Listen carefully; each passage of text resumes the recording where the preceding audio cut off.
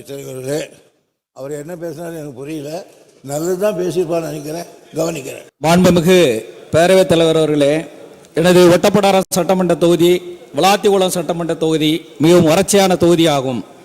விக்ரமசிங்கபுரம் கோடைமேல் அலைஞான அணைக்கட்டில் இருந்து தாமிரபரணி ஆற்றின் உபரி வெள்ள நீரை புதிய வெள்ள நீர் கால்வாய் கிராவெட்டி கேடல் மூலம் கடனா நதி, சிற்றாறு, உப்போடை, கல்லாறு, வைப்பாறு நதிகளை இணைத்து 181 கிலோமீட்டர் தூரம் வெள்ள நீர் கால்வாய் அமைப்பதன் மூலம் 185 குளங்கள் பயன்பெறும் என்று உத்தேசிக்கப்பட்டுள்ளது.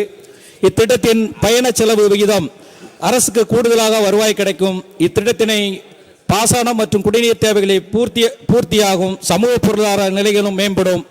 ஆகவே மாண்புமிகு அமைச்சர் அவர்கள் கனிவோடு பரிசீலனை செய்து இத்திட்டத்தை நிறைவேற்றி தருமாறு பேரவைத் தலைவர் வாயிலாக அறிய விரும்புகிறேன். மாண்புமிகு அமைச்சர் அவர்கள். பேரவைத் தலைவர்களே, அவர் என்ன பேசினாலும் எனக்கு புரியல. நல்லதுதான் பேசியிருப்பான்னு நினைக்கிறேன், கவனிக்கிறேன். பாதகம் செய்பவரை கண்டால் நாம் பயம் கொள்ளலாகாது பாப்பா.